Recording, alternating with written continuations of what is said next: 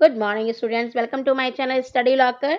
बच्चों, आज की वर्कशीट हमारी 10th क्लास की 28th वर्कशीट का टॉपिक है नेशनलिज्म इन यूरोप। नेशनलिज्म का मतलब होता है अपने कंट्री के प्रति जो हम बहुत ज़्यादा पैट्रियोटिक फीलिंग रखते हैं, इस चीज़ को हम नेशनलिज्म कहते हैं। यहाँ पर आपको एक चित्र दिखाया जा रहा है जो फ्रेडरिक सोरियो, जो कि एक फ्रांसीसी कलाकार थे, उन्होंने बनाया है। इसमें एक स्वतंत्रता की देवी है जिसके आसपास आप देख सकते हो बहुत सारे और मूर्तियों के टुकड़े पड़े हुए हैं। मतलब कि इससे पहले कोई और विचारधारा रही होगी। स्वतंत्रता से पहले कौन सी विचारधारा थी?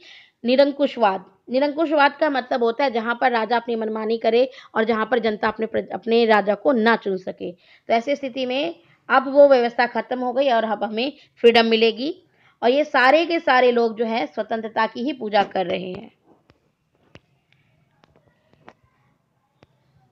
The idea of nationalism by Frédéric Soriot. In 1848, Frédéric Soriot, a French artist, prepared a series of prints visualizing his dream of a world made up of democratic and social republic, as he called them. मतलब कि Frederick Sorio ने जो चित्र बनाया है, 4 चित्रों की एक श्रृंखला बनाई है, उसमें वो ये दर्शाना चाहता है कि जो डेमोक्रेटिक यानी लोकतांत्रिक सामाजिक जो विचारधारा है, उसको मानते हुए लोग एकजुट हो रहे हैं। The first print shows the people of Europe and America, men and women of all ages and social classes, marching in a long chain and offering homage to the Statue of Liberty as they passed by it. इसमें हमें क्या नजर आ रहा है कि जो लोग हैं जो कि इस विचारधारा को मान रहे हैं, नेशनलिज्म को, वो सभी लोग कहाँ पर पहुंच रहे हैं? जो स्टैचू ऑफ लिबर्टी, एक तरीके से जो कि स्वतंत्रता की देवी है, उसकी तरफ जा रहे हैं। तो मतलब कि सभी लोग क्या चाहते हैं? Freedom. The statue bears the torch of enlightenment in one hand and the charter of the right of man in the other. मतलब एक हाथ में उसने ज्ञानोदय की मशाल जला रखी है और दूसरे हाथ में अधिकारों का एक डॉक्यूमेंट लेके खड़े हैं। मतलब कि ये दिखाने की मतलब है कि स्वतंत्रता जो है वो आपके लिए, ज्ञान आपको उससे प्राप्त होगा, आपको आगे बढ़ने के लिए रास्ता मिलेगा और अधिकार मिलेंगे। ठीक। On the earth, in the foreground of the image, lie the shattered remains of the symbol of the absolutist institutions. जो ये जो टूटी हुई चीज है ना, ये एब्सोल्यूटिस्ट जो हमारे मतलब कि निरंकुशवाद है, निरंकुशवादी राजा हैं जो कि हम चुनते नहीं है, जिन्हें खुद अपना राजा का बेटा राजा बनता है, निरंकुश होते हैं, इनके ऊपर कोई कंट्रोल नहीं होता। ये उन लोगों को दिखाने के लिए कि भाई वो सारी मूर्तियां टूट गई, मतलब उनका जमाना चला गया। अब तो भाई हमारी जो स्टैचू ऑफ लिबर्टी है ये सामने है। अगर आपसे पूछा जाए कि नेशनलिज्म को सबसे ज्यादा हवा कौन सी क्रांति ने दी, तो आप नाम देंगे द फ्रेंच रिवॉल्यूशन 1789 की। मतलब कि 1789 में जो फ्रेंच रिवॉल्यूशन थी, फ्रांसीसी क्रांति थी, उसने सिर्फ फ्रांस के लोगों को ही नहीं, पूरे विश्व को बताया कि भाई एकजुट हो जाओ। क्योंकि हमने क्या देखा था, फ्रांस में बहुत ज्यादा क्लास इंटरवल, जो बहुत ज्यादा क्लासेस हो रहे थे, लोगों के इंटरेस्ट, आपस में लड़ाइयाँ बहुत ज्यादा थी, एक दूसरे के साथ भेदभाव बहुत ज्यादा था। वो हम नजर आता है कि इन लोगों ने अपने लिए लड़े, उन्होंने लुई 16 को हटाया, मार डाला और खुद का शासन अपने कंट्रोल में ले लिया। तो यहाँ पे हम देखते हैं कि सभी लोग, जनता जो है इकट्ठी हो गई शासन के विरुद्ध। The first clear expression of nationalism came with the French Revolution in 1789. The political and constitutional changes that came in the wake of the French Revolution led to the transfer of sovereignty from the monarchy to a body of French citizen. मतलब कि जो 1789 की जो क्रांति थी वो ये दिखाती है कि संविधानिक चेंज लाने के लिए, जो हम अभी तक शासन व्यवस्था देख रहे थे ना, कि अब यहाँ पर लोकतंत्र आ गया, जनता के हाथ में शासन आ गया। उससे पहले मोनार्की यानी कि राजतंत्र था। The revolution proclaimed that it was the people who would henceforth constitute the nation and shape it's destiny. मतलब कि अब ये कहा जा रहा है जो शासन व्यवस्था है वो यहाँ के जनता के हाथ में आएगी और जनता अपने अकॉर्डिंग उसको, अपने शासन व्यवस्था को बदलेगी, अपने अकॉर्डिंग उस चीज को चलाने की कोशिश की जाएगी। इसमें हमें क्या नजर आ रहा है कि जो जनता है ना, वो सारे के सारे अपनी नियति अब खुद तय करेंगे, डिसीजंस अब जनता के पास रहेंगे। During the 19th century, nationalism emerged as a force which brought about sweeping changes in the political and mental world of Europe. हम क्या देख रहे हैं ना कि इस समय जो लोगों के दिमाग में एक विचारधारा लाके रख दी गई है राष्ट्रवाद, इसने लोगों की मेंटेलिटी को चेंज कर दिया। ठीक। The end result of these changes was the emergence of the nation state in place of the multinational dynastic empires of Europe. मतलब कि हम देखते हैं कि जो कई अलग अलग शासन चल रहे थे, वंश चल रहे थे, राजतंत्र चल रहा था, मोनार्की सिस्टम चल रहा था, अब वो हट गया। अब वहां पे राजा के बाद राजा नहीं बन रहा, बल्कि जनता अपने शासकों को स्वयं चुन रही है। A nation state was one in which the majority of its citizens came to develop a sense of identity and shared history और nation। अब जो जनता आ रही है ना सामने, वो अपने शासकों को के वजह से एक नहीं है, वो अपनी अपनी खुद की एक विचारधारा रखती है, अपना खुद का एक कॉमन उनका हिस्ट्री है। भाई जो फ्रांस की जो हिस्ट्री है वो उसके नागरिकों की सभी की सेम हिस्ट्री है। ठीक है ना। तो ऐसे में हम देखते हैं कि ये लोग सभी एकजुट होकर के मिल के रह रहे हैं और अपने शासन को अपने कंट्रोल में ले रहे हैं। फिर हमारा टॉपिक आता है reasons for the rise of nationalism in Europe. भाई ये रीजन क्या था, क्यों आया जो है राष्ट्रवाद, क्यों आया नेशनलिज्म यूरोप में, आया ही क्यों, उसका कारण देखिए। सबसे पहला एब्सोल्यूटिज्म, मतलब कि निरंकुशवाद व्यवस्था। ऐसी व्यवस्था जिसमें कंट्रोल नहीं था, राजा मालिक बन के बैठा था, भगवान बन के बैठा था। तो ऐसी व्यवस्था होने के कारण जनता कभी तो उठेगी भाई, कभी तो जो उसकी मनमानियों के खिलाफ आवाज उठाएगी। तो वो रीजन था कि यहाँ पे व्यवस्था अच्छी नहीं थी।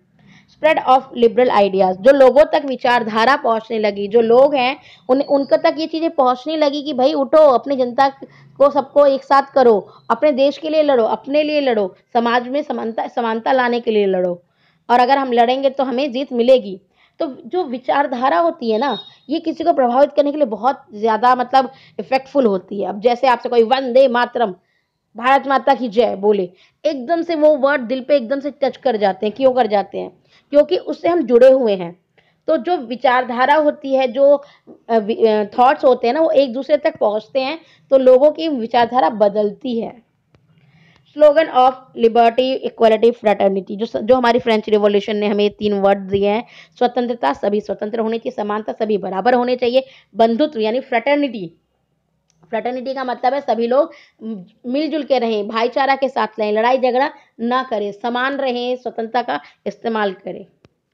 Role of educated middle class, भाई जो मिडिल क्लास है, अब वो पढ़ी लिखी जब सामने आती है तो वो सारे जो डिसएडवांटेजेस थे, जो पहले वाले सिस्टम एब्सोल्यूटिज्म के, उसके खिलाफ लोगों को बताती है। वो खुद उन्हें पता है कि हमें क्या करना है, क्या नहीं करना। जो एजुकेटेड क्लास होती है ना, उसे ये पता है कि राष्ट्र को चलाने के लिए हमें क्या क्या चेंजेस लाने चाहिए।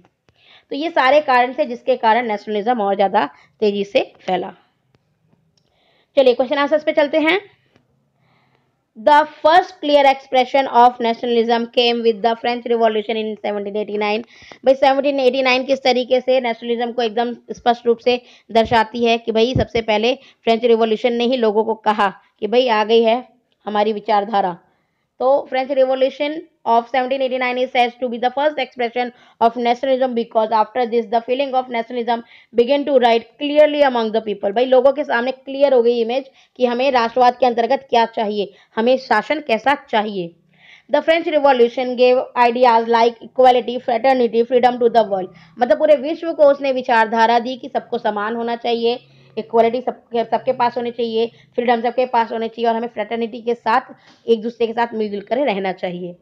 After the French Revolution, the people of France demanded a society full of equality। अब क्या है, फ्रेंच रिवॉल्यूशन के बाद जो डिमांड कर रही है ना वहाँ की जनता, वो कह रही है हमें राइट्स चाहिए, इक्वालिटी के साथ हमें सोसाइटी चाहिए। ऐसी सोसाइटी नहीं चाहिए जिसमें आप जो है डिस्क्रिमिनेशन वाला बिहेव करो।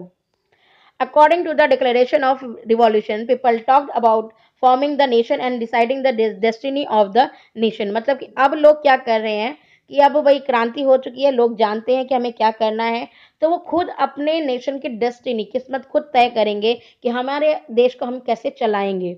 हम इस तरीके से नहीं चलाएंगे कि कोई राजा है, वो राजा का बेटा राजा बनता चला जा रहा है, चाहे वो उस योग्य है या नहीं है, वो अपने जो पावर्स है उनका इतना ज़्यादा इस्तेमाल कर रहा है कि अनकंट्रोल्ड है वो।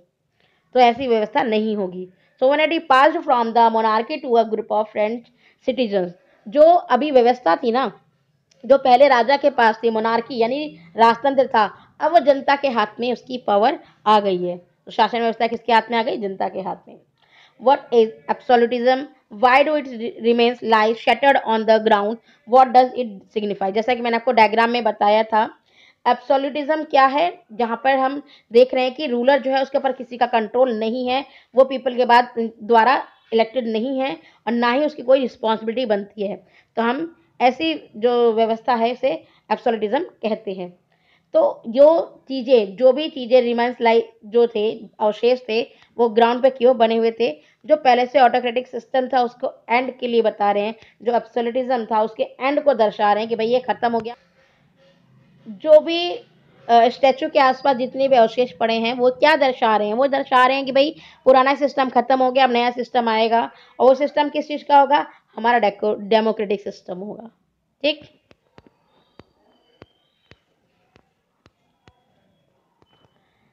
Mention the nature of European nationalism in the 19th century. भाई जो यूरोपियन सिस्टम था हमारा नेशनलिज्म का, वो उसकी बेस क्या था, नेचर कैसा था उसका?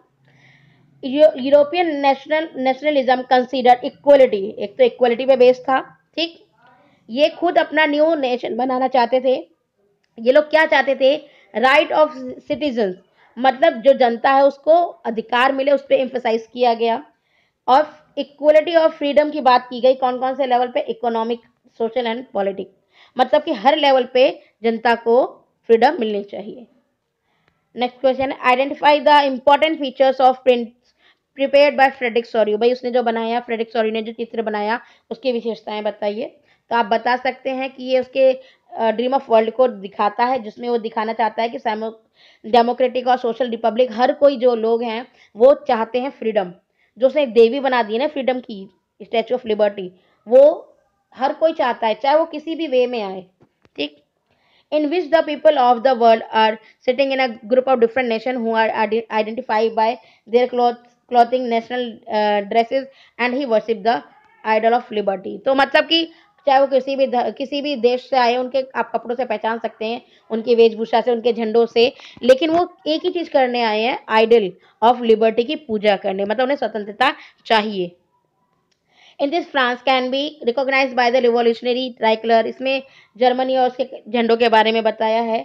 और जो सेंट वगैरह हैं वो इस सीन पर नजर रख रहे हैं। मतलब क्या है कि जो हमारे देश के भाईचारा, यहाँ पे एक व्यक्ति का नहीं बात करी जा रही है, यहाँ पे विभिन्न देश हैं, उनके बीच में ब्रदरहुड की बात की जा रही है कि सभी देशों की जो विचारधारा है, जो भी वहाँ का शासन व्यवस्था है, वो एक ही चीज की डिमांड करती है, इक्वलिटी।